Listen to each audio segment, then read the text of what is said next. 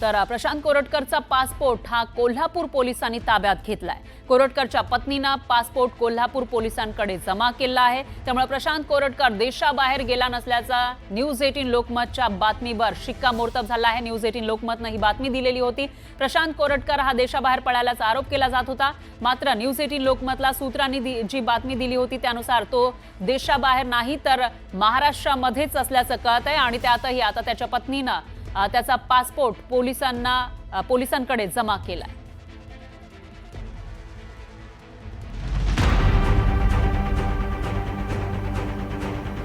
चिल्लर कोरटकरला शोधण्यात पोलीस अपयशी ठरलेत।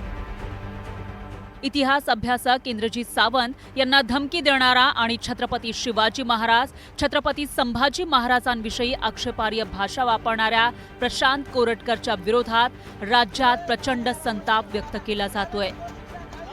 तर चिल्लर माणूस परदेशात पळाला हे गृह खात्याचं अपयश आहे असा आरोप इंद्रजीत सावंत यांनी केलाय।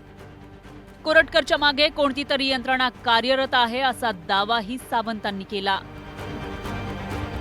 अशा पद्धतीच्या प्रवृत्तीला ह्याच्या अगोदरच अटक झाली पाहिजे होती।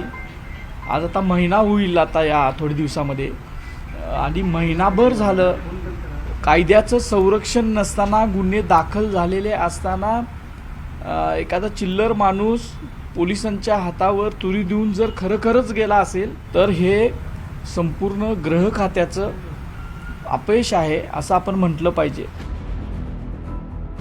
पोलिसांच्या हातावर तुरी देणारा कोरटकर त्याचे दुबईतील जुने फोटो व्हायरल करून दिशाभूल करण्याचा प्रयत्न करतोय का असा सवाल निर्माण झालाय। मात्र कोरटकर विदर्भात असल्याचं घटनाक्रमावरून स्पष्ट होतंय, कारण नुकतंच कोल्हापूर पोलिसांचं पथक चंद्रपुरात आलं होतं। त्या पथकानं कोरटकर ज्या हॉटेलमध्ये थांबला होता तिथं चौकशी केली। 13 मार्चच्या दरम्यान कोरटकर चंद्रपूरला येऊन गेल्याची माहिती कोल्हापूर पोलिसांना मिळाली होती। मात्र प्रशांत कोरटकरला कोण पाठीशी घालतंय असा रोकडा सवाल विरोधकांनी सत्ताधाऱ्यांना विचारलाय। आता तो पळून गेला का नाही हे ते सांगते। उद्या आम्ही म्हणायचो पळून झाला आणि तो भाजपच्या कार्यालयात कुठेतरी सापडायचा, किंवा एखाद्या मंत्र्याच्या बंगल्यात सापडायचा भाजपच्या, किंवा वर्षा बंगल्यावर सापडायचा। काही होऊ शकतं, भारतीय जनता पक्षाच्या राजवटीमध्ये काही होऊ शकतं। आणि खरोखर हा कोरटकर पळून गेला असेल तर गृह खात्याच्या मदतीशिवाय तो हे पलायन करू शकत नाही। तसंही प्रशांत कोरटकरांना कोण रोखू शकतं? IAS IPSच्या बदल्या करणारा माणूस, त्याला कोणाची भीती आहे? त्यामुळेच तो महाराजांना अपमान करणारे वक्तव्य करतो ना। विरोधकच नव्हे तर सत्ताधारी महायुतीतील घटक पक्षांनीही चिल्लर कोरटकरवरून प्रचंड संताप व्यक्त केला। कोरटकर विदेशात नसून विदर्भातच दडून बसल्याचं वक्तव्य अमोल मिटकरींनी केलं। हा जो फोटो सोशल मीडियावर टाकलाय तो पोलिसाच्या तपासाची चक्र, म्हणजे कोल्हापूर पोलीस त्याला अटक करता नागपूरमध्ये ठाण मांडून बसलेली आहेत, त्याला वर जामीन कुठं मिळेल असं झालाय। त्यामुळे पोलिसांची दिशाभूल करण्याकरता प्रशांत कोरटकरनी अशा प्रकारे आगाऊपणा केलेला आहे। मात्र या सगळ्या एकंदरीत प्रकरणामध्ये पोलिसांची दिशाभूल करणे हा सुद्धा कायद्यानं गुन्हा आहे। तो कुठेही कोलकाता किंवा दुबईला नाही। माझं स्पष्ट म्हणणं आहे, चंद्रपूर ते नागपूरच्या दरम्यान तो लपलेला आहे। कोल्हापूर सत्र न्यायालयानं जामीन फेटाळल्यानंतर प्रशांत कोरटकर आश्रयासाठी चंद्रपुरात आल्याची चर्चा रंगली होती।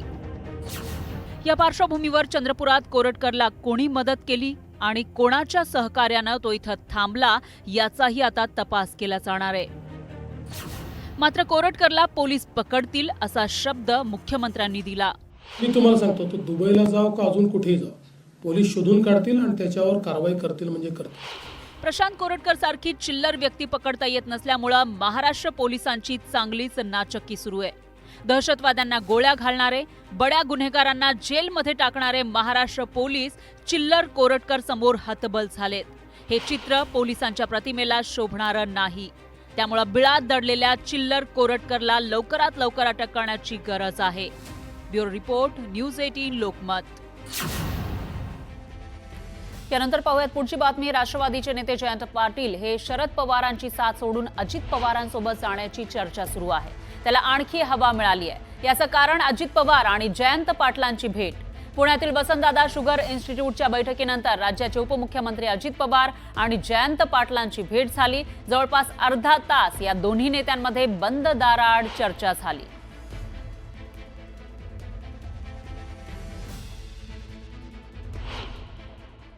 AIचा वापर आता कृषीचं उत्पादन वाढवण्याच्या करता आपल्याला करावंच लागणार आहे आणि म्हणून 500 कोटी रुपयाची तरतूद आपण त्याच्यामध्ये केलेली आहे. तर त्यांचं काय म्हणणं होतं ते जाणून घेण्याच्या करता प्रत्येकाच्या काही सूचना असतात. ज्यावेळेस एखादी कमिटी अभ्यास करते त्यावेळेस त्यांच्या काही सूचना असतात आणि त्या माहिती देण्याचा प्रयत्न म्हणजे ते करत होते. कारण 10ला मीटिंग होती, मध्ये थोडे 15-20 मिनिटं होते. तर जयंत पाटील आणि अजित पवारांच्या या भेटीवर ठाकरेंच्या पक्षाचे नेते संजय राऊत यांनी मात्र नाराजी व्यक्त केली आहे. पण ह्यांचं बरं असतं, यांना एकत्र भेटण्यासाठी वसंतदादा शुगर इन्स्टिट्यूट असते, यांना एकत्र भेटण्यासाठी विद्या प्रतिष्ठान असतं, यांना सगळ्यांना एकत्र भेटण्यासाठी रयत शिक्षण संस्था असते. आमच्याकडे असं काही नाही. त्याच्यामुळे आमच्या काय भेटीगाठी कोणाशी होत नाहीत आणि होण्याची वेळ आली तरी आम्ही टाळतो. हे राजकारणामध्ये संवाद ठेवला पाहिजे वगैरे या दांभिक गोष्टींवरती आमचा विश्वास नाही. आज वसंतदादा शुगर इन्स्टिट्यूट हे काय नवीन नाही, सगळेच भेटतात आणि सगळेच पक्षाचे सगळे भेटतात. त्याच्यात काय फक्त NCP आणि NCP नाही, त्याच्यात काँग्रेस पण आहे, BJP पण आहे, शिवसेनेचे कोण आहेत का नाही मला माहिती नाही, कोण पदाधिकारी किंवा सेक्रेटरी ते, पण ही अनेक वर्षाची चाललेली आहे. जयंत पाटील साहेब आमच्याकडे आल्यानंतर म्हणजे आलेले दिसले तर त्यात वेगळं काही वाटून घेऊ नका. कारण मागच्या काळामध्ये सुद्धा जयंत पाटील साहेबांनी अनेक वक्तव्य अशी केलेली आहेत की त्यांचं महाविकास आघाडीमध्ये मन रमेन असं झालेलं आहे. कारण तुतारी गटामध्ये मिळणारी वागणूक आणि त्यानंतर साहेबांनी मतदारसंघातल्या लोकांच्याशी विचारविनिमय करून घेतलेला निर्णय, भविष्यात जर राष्ट्रवादी काँग्रेस पक्षामध्ये ते येत असतील, अजितदादांसोबत काम करायला तयार असतील, तर निश्चितच एक राष्ट्रवादी काँग्रेस पक्षाचा कार्यकर्ता म्हणून सर्वात जास्त आनंद आम्हाला होईल. बैठकीच्या निमित्ताने कोण एकत्रितपणाने आला असेल त्याच्यातून काही वेगळा निर्णय किंवा वेगळा अन्वयार्थ काढण्याची काहीच आवश्यकता नाही. साखर कारखान्याच्या बैठकीला वेगवेगळ्या राजकीय पक्षाचे जे साखर कारखान्याचे अध्यक्ष आहेत ते सगळे असतात. त्यामध्ये भारतीय जनता पक्षाचे सुद्धा काही कारखान्याचे अध्यक्ष असतील, शिवसेनेचे असू शकतात, काँग्रेसचे असतील, राष्ट्रवादी काँग्रेस पक्षाचे असतील, पवार साहेबांना मानणाऱ्या पक्षाचे असतील, ते सगळे एकत्रित असतात. त्यामुळे दादांची आणि जयंतरावांची बैठक राजकीयदृष्ट्या झाली असेल असं मला स्वतःला काय वाटत नाही. दरम्यान राज्याच्या राजकीय पटलावर दंगलवरून दंगल सुरू असल्याचं दिसतंय. मनोहर जोशी, नारायण राणे, उद्धव ठाकरेंचं सरकार असताना कधीही दंगल घडली नाही असं वक्तव्य खासदार संजय राऊतांनी केलं आणि त्यांच्या या वक्तव्यावर मंत्री नितेश राणे यांनीही पलटवार केला. उद्धव ठाकरेंना दंगली कधी कधी घडवायच्या होत्या याच्या तारखा मला माहिती आहेत असं मंत्री नितेश राणे म्हणाले. मातोश्रीवर याच्या बैठका झाल्यात याचे साक्षीदार आहेत असाही दावा नितेश राणेंनी केलाय. दंगल घडवणारे यांचेच लोक आहेत. कुणाची हिंमत आहे का आमच्या सरकारच्या काळात दंगली घडल्या नाहीत? कधीच घडल्या नाहीत. मनोहर जोशी मुख्यमंत्री असताना दंगल घडली नाही, नारायण राणे मुख्यमंत्री असताना दंगल झाली नाही, माननीय उद्धव ठाकरे मुख्यमंत्री असताना दंगल घडली नाही. किंबहुना फडणवीसांच्या सरकारमध्ये शिवसेना असताना, आमचं एकत्र सरकार असताना सुद्धा दंगल घडली नाही. आता कशी काय दंगल नागपूरला घडू शकते? कोण जबाबदार आहे याला?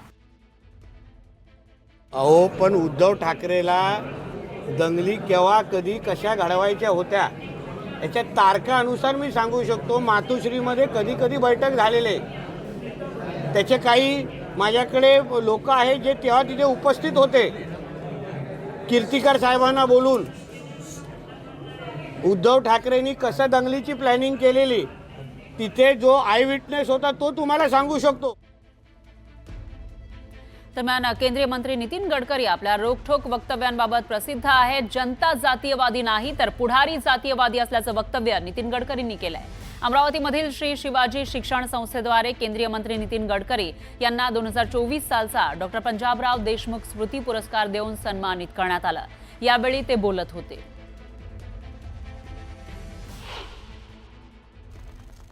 हे पुढारी निर्माण करतात जात. जनता जातीयवादी नाही आहे, पुढारी जातीयवादी आहे. ते आपल्या स्वार्थाकरता जात उभी करतात. कारण backwardness becoming a political interest. Competition आहे, हु इज मोर बॅकवर्ड. पण नेत्यांनी वाद लावू नये जे गडकरी म्हणालेले आहे त्या मताची मी सहमत आहे की नेत्यांनीच लोकांमध्ये वाद लावू नये. लोकांना एकत्र ठेवण्यासाठी आपली भूमिका मांडली पाहिजे.